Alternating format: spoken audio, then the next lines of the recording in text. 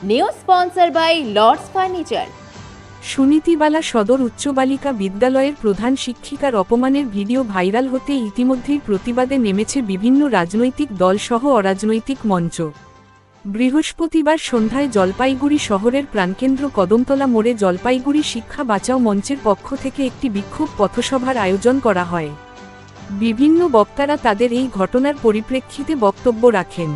এই মঞ্চের আহ্বায়ক কৌশিক গোস্বামী জানান, শুক্রবার শিক্ষা বাঁচাও কমিটির পক্ষ থেকে শিক্ষা প্রতিষ্ঠান ধর্মঘটের ডাক দেওয়া হয়েছে।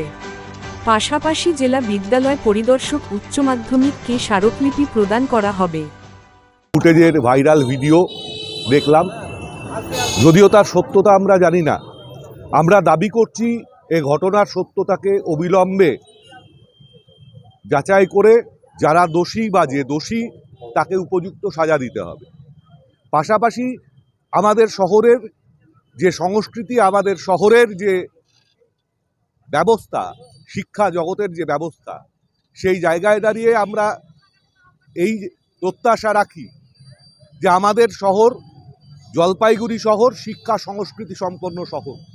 আমরা বিশ্বাস করি না এখানে কোনো শিক্ষক শিক্ষিকার ওপর কোনো রকমের রাজনৈতিক হস্তক্ষেপ হবে। আমরা বিশ্বাস করি না এখানে কোনো রকমের রাজনৈতিক দল তাদের মাতব্বরি করবে। কিন্তু আমরা সে ঘটনাই দেখতে পেলাম যে ভিডিও ভাইরাল হয়েছে তাতে।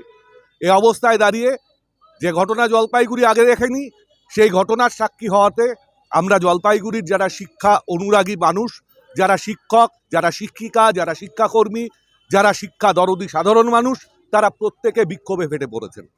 এই অবস্থায় আজকে পথসভা হয়েছে।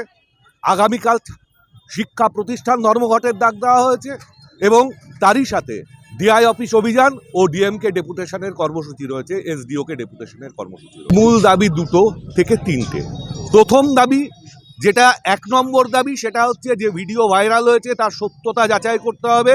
কারণ সুনীতিবালা সদর গার্লস স্কুলের প্রধান শিক্ষিকা অভিযোগ করেছেন যে তিনি যেদিন ঘটনা ঘটেছিলেন, অর্থাৎ গত বছর জানুয়ারি মাস, এই বছর জানুয়ারি মাসের সেই সময়ই তিনি প্রধান শিক্ষিকা হিসেবে ডিআই অফ স্কুলস জলপাইগুড়ি তার কাছে অভিযোগ করেছিলেন, পেনড্রাইভে জমা দিয়েছিলেন।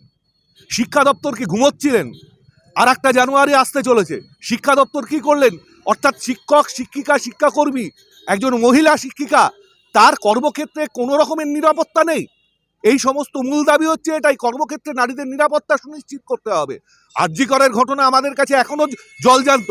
আমরা দেখছি গোটা রাজ্যে শিক্ষার উপরে সরকারি আগ্রাসন, এই আগ্রাসনকে বন্ধ করতে হবে। এবং আমরা বিশ্বাস করি, আমরা জলপাইগুড়ির যারা শিক্ষা অনুরাগী মানুষ, আমরা যারা শিক্ষক শিক্ষিকা শিক্ষাকর্মী, আমরা এবং সাধারণ শুভবুদ্ধি সম্পন্ন মানুষ এই ঘটনার বিরুদ্ধে প্রতিবাদে সোচ্চার হবেন। শিশুরা তখনই সুরক্ষিত যখন তার স্কুলে তার শিক্ষক শিক্ষিকারা সুরক্ষিত। যেখানে শিক্ষা প্রতিষ্ঠানের শিক্ষক শিক্ষিকারা আক্রান্ত হচ্ছেন, ইতিহাস সাক্ষী আছে যে পশ্চিমবঙ্গে পরিবর্তনের পরে শিক্ষা জগতে শিক্ষিকার দিকে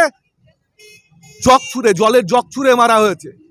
এই অবস্থায় দাঁড়িয়ে শিশু দিবসে প্রত্যেকটা শিশুর বাসযোগ্য হয়ে উঠুক পশ্চিমবঙ্গ, এটাই হচ্ছে আমাদের কামনা, এটাই হচ্ছে আমরা আশা রাখব।